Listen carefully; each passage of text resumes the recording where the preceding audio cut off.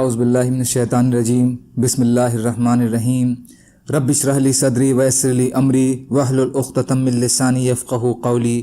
ریاض الصالحین حصہ اول، کھلے اور چھپے ہوئے کاموں اور حالات میں نیک نیتی کا ہونا ضروری ہے۔ بندے سے اللہ کی محبت کرنے کی نشانیاں۔ دوسرا حصہ۔ دوسری چیز اس میں بیان کی گئی ہے کہ جب ایک مومن بندہ فرائض کی ادائیگی اور نوافل کے اہتمام سے اللہ کے ہاں قربت اور محبوبیت کا مقام حاصل کر لیتا ہے تو اللہ تعالیٰ اس کا خاص مددگار بن جاتا ہے اور اس کے انگ اور بدن کی حفاظت فرماتے ہیں اور انہیں اپنی نافرمانی کے لیے استعمال نہیں ہونے دیتے۔ وہ اپنے کانوں سے وہی باتیں سنتا اور اپنی آنکھوں سے وہی چیز دیکھتا ہے، اپنے ہاتھوں سے وہی چیز پکڑتا ہے اور اپنے قدموں سے اسی چیز کی طرف چل کر جاتا ہے جو اللہ کو پسند ہے۔ اللہ کی ناپسندیدہ باتوں کی طرف وہ کان لگاتا ہے نہ آنکھ اٹھا کر دیکھتا ہے، اسے ہاتھ لگاتا ہے نہ اس کی طرف اس کے قدم اٹھتے ہیں۔ حدیث کا یہی مطلب نہیں ہے جو کچھ گمراہ اور مشرکانہ عقیدہ رکھنے والے لوگ اس سے نکالنے کی کوشش کرتے ہیں کہ اللہ تعالیٰ اولیاء کی آنکھ، کان، ہاتھ، پیر وغیرہ بن جاتے ہیں، یعنی وہ اللہ کے وجود اور اس کی قدرت کا مظہر بن جاتے ہیں، یا اللہ تعالیٰ ان کے اندر حلول کر جاتے ہیں۔ اب اللہ سے یا اس سے مانگنا ایک ہی بات ہے، کیونکہ وہ دو نہیں بلکہ ایک ہی ہے۔ چنانچہ ان کے یہاں یا اللہ مدد بھی صحیح ہے اور یا رسول اللہ مدد اور یا علی مدد اور یا حسین مدد اور یا عبد القادر مدد آدی بھی صحیح ہے۔ یاد رکھیں یہ کھلی گمراہی بلکہ شرک ہے۔ اللہ تعالیٰ اس گمراہی اور شرک سے بچائے۔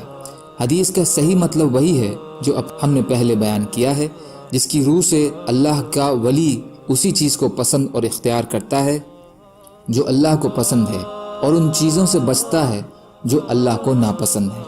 تیسری چیز اس میں یہ بیان کی گئی ہے کہ فرائض کی ادائیگی سب سے مقدم ہے اور اس کی ادائیگی کے ذریعے سے ہی اللہ کا قرب حاصل کرنا اللہ کو سب سے زیادہ پسند ہے، کیونکہ یہی اصل بنیاد ہے۔ جس طرح بنیاد کے بنا عمارت کی کوئی حیثیت نہیں، اسی طرح فرائض کے بنا نوافل کوئی حیثیت نہیں رکھتی۔ فرائض کو چھوڑنے والے سرے سے مسلمان ہی نہیں رہتے، کیونکہ ان کا ترک بھی سخت وعید ہے، جبکہ نوافل کے ترک پر کوئی وعید نہیں ہے۔ البتہ فرائض کے ساتھ نوافل کا اہتمام سونے پہ سہاگا کی حیثیت رکھتا ہے۔ نوافل سے انسان کو اللہ کا خاص قرب اور وہ مقام محبوبیت حاصل ہوتا ہے جس کے بعد اسے اللہ کی خاص مدد حاصل ہوتی ہے۔